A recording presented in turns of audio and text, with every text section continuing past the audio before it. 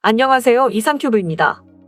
지난해 8월에 일본 정부는 인도와 인도네시아, 말레이시아와 베트남 등 4개국의 군수 장비를 수출하기 위해 방산업체를 종합상사와 연계해 수출을 도모할 것이라고 보도했습니다. 당시 요미우리 신문은 일본 정부는 인도와 인도네시아, 베트남과 말레이시아를 대상으로 방산업체와 종합상사를 연계하여 자국산 방위장비의 수출 확대를 도모하는 방안을 검토 중이며 일본의 방위장비청은 종합상사 등과 계약을 맺고 대상 국가인 4개국의 국방계획 및 군비조달 등에 관한 정보를 수집하여 수출이 가능한 장비 선정에 착수할 것이라고 밝혔습니다. 일본 정부가 수출을 추진하고 있는 방산장비는 수송기와 레이더 등 비전투무기지만 전투기와 잠수함 등의 장비도 공동개발 등의 방식으로 수출을 모색하고 있다고 요미우리 신문이 전했습니다. 하지만 일본의 수출 방식은 아주 독특합니다. 바로 일본의 국제협력기구를 통해서 군수물품을 제공하는 것입니다. 작년 7월 국내 언론과 외신들은 베트남이 일본의 국제협력기구 자금을 통해 군사력을 강화하고 있다고 보도한 적이 있습니다. 이를 위해 베트남은 일본 국제협력기구와 경비함 6척을 건조하기 위한 자금융자 약정을 체결했다고 보도한 것입니다. 베트남이 일본 국제협력기구로부터 융자할 경비함 건조 자금은 366억 3천만 엔에 달하고 일본 국제협력기구의 융자는 40년 상환으로 10년간의 거치기간을 둘 예정이라고 밝혔습니다. 이 자금으로 건조될 경비함들은 2025년 10월까지 베트남 해양경비대에 인도된다고 합니다. 베트남은 남중국해 파라셀 군도 등에서 중국과 영유권 분쟁을 벌이고 있다는 점에서 이번 경비함 건조가 중국의 해양 확장을 견제하려는 의도로 해석되고 있습니다. 그런데 이번 일본 국제개발협력기구로부터의 융자는 일본의 국제개발협력자금이 군사용으로 쓰여지는 것이어서 주목됩니다. 일반적으로 선진국들의 국제개발원조는 군사적 목적보다는 경제개발과 인도적 지원 용도로 쓰여지고 있으며 일본의 경우처럼 군사적 용도로 국제개발원조를 지원하고 있지는 않습니다. 우리나라의 경우도 한국국제협력단은 개발도상국들의 경제사회 발전을 주목적으로 하고 있어 군사적 용도로는 지원하고 있지 않습니다. 그런데 이번 일본의 국제개발협력기구 융자의 경우는 그러한 관례를 깼다는 점에서 외신에서도 주목을 받았습니다. 그래서 일본은 동남아에 대한 무기 판매의 의지의 표현으로 일본의 스가 총리는 취임하자마자 해외 출장의 첫 방문지로 베트남을 선택했습니다. 작년 10월에 있었던 일본 스가 총리의 베트남 방문에서 개인적으로 궁금했던 것은 일본이 베트남에 약속한 군함 건조 기술 이전에 관한 소식이었습니다.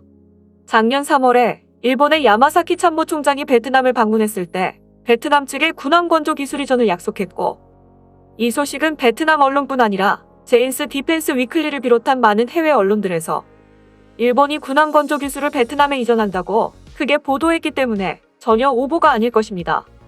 다만 일본 언론들은 베트남 군함 건조 기술 이전 사실을 보도하지 않았고 일본의 방위성이나 관련 기관도 베트남에 이전을 약속한 군함 건조 기술이 무엇인지에 대해서는 일절 설명하지 않았습니다. 당시에 외신이 간략한 기사만을 보도했는데 당시의 기사를 보면 일본은 베트남에 군함 건조 기술을 이전하고 육상자위대와 베트남 육군과의 관계 강화 방안에 합의했으며 일본은 잠수의학과 구조훈련을 배울 수 있는 기회를 베트남 해군에 제공하고 의료 및 구조기구도 제공하기로 했다라고만 나와 있습니다. 일본의 밀리터리 커뮤니티와 군사 전문가의 사이트를 가서 살펴봐도 이와 관련한 내용은 보이지 않았으며 오히려 이들도 특별히 숨길 문제가 아니므로 일본 국민에게 확실히 설명해 주었으면 하는 바람을 내비쳤습니다. 이런 상황에서 지난해 9월에는 일본의 미츠이 ENS 조선과 말레이시아 기업이 제휴하여 베트남 해군 함정 수주를 노린다는 해외 기사가 나왔습니다.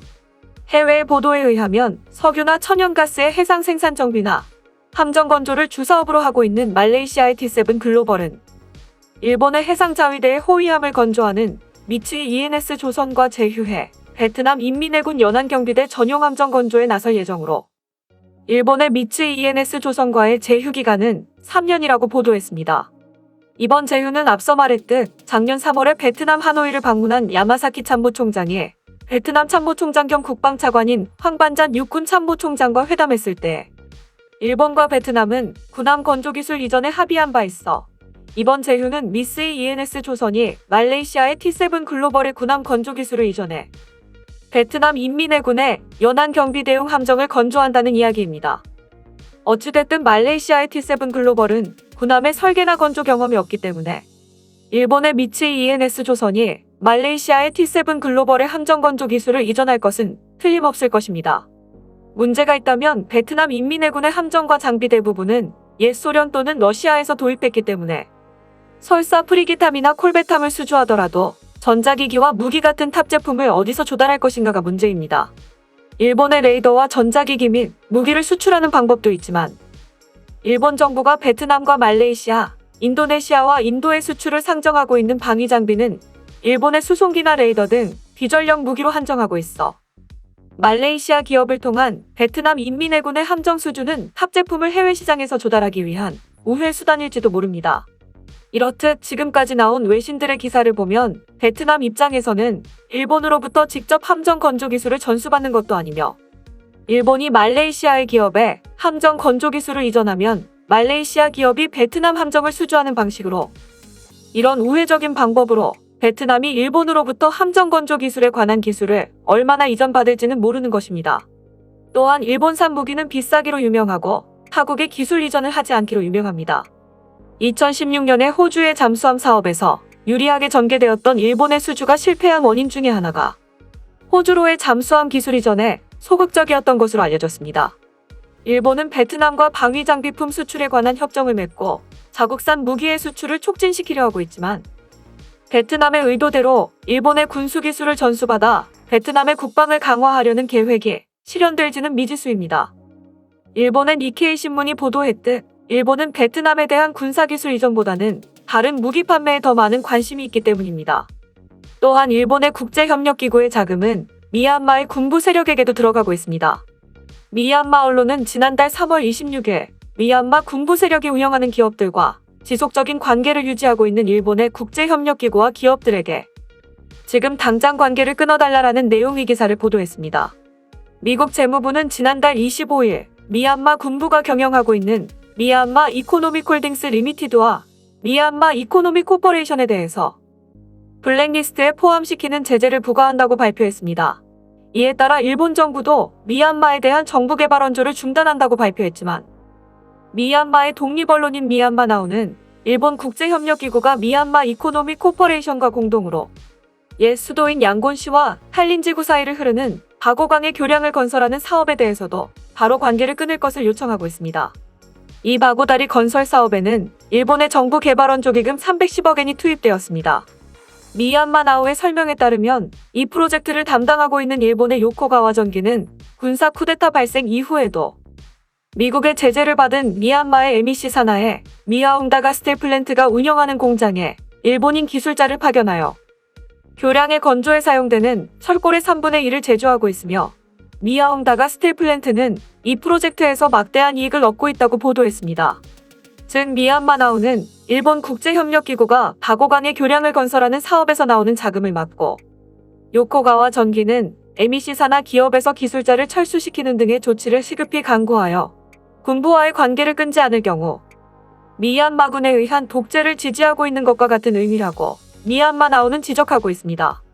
미국과 영국은 MEHL과 MEC에 제재를 가함으로써 국민을 탄압하는 미얀마군의 자금원을 고갈시키려 하고 있으며 미얀마나우는 일본 기업인 기린이 제재 대상으로 거론된 MEHL과의 합작 사업을 지난달 5일에 중단한다고 발표했으나 이 프로젝트는 중단될 조짐이 없으며 일본의 요코가와 전기도 MEC 측과 계속 연락을 취하고 있다라고 보도하고 있습니다. 또한 일본 정부는 미얀마에 대한 정부 개발 원조의 중단은 신규 사업에만 한정하고 있기 때문에 진행 중인 사업에 대해서는 중단할 의지가 없으며 미국과 영국이 MEHL과 MEC를 지목해 제재를 부과했기 때문에 일본이 이들 기업과의 진행 중인 사업은 계속될 것이라고 주장한다면 일본은 국제적인 비난을 피하지 못하게 될 것입니다. 여기에 일본은 베트남뿐만 아니라 인도네시아와도 비슷한 협정을 체결해서 무기를 판매할 계획이라고 알려졌습니다.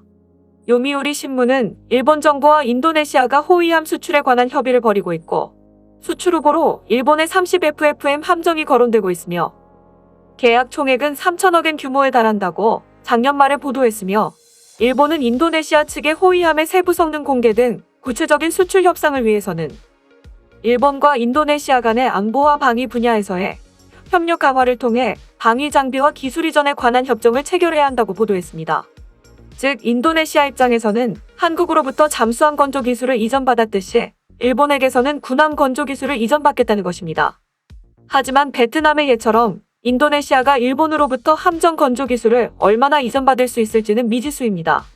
지금 일본은 남중국해에서 중국과의 분쟁 중인 동남아 국가들에게 무기를 판매하여 수익을 올리고 중국도 견제하려는 두 가지 목적으로 자국의 무기를 적극적으로 동남아 지역에 판매하고 있습니다. 이를 위해 일본은 국제협력기구의 자금을 적극적으로 이용하고 있지만 지속적으로 이러한 방법을 사용한다면 국제적인 비난은 피할 수 없을 것입니다. 이상 마치겠습니다. 시청해주셔서 고맙습니다. 이상큐브였습니다.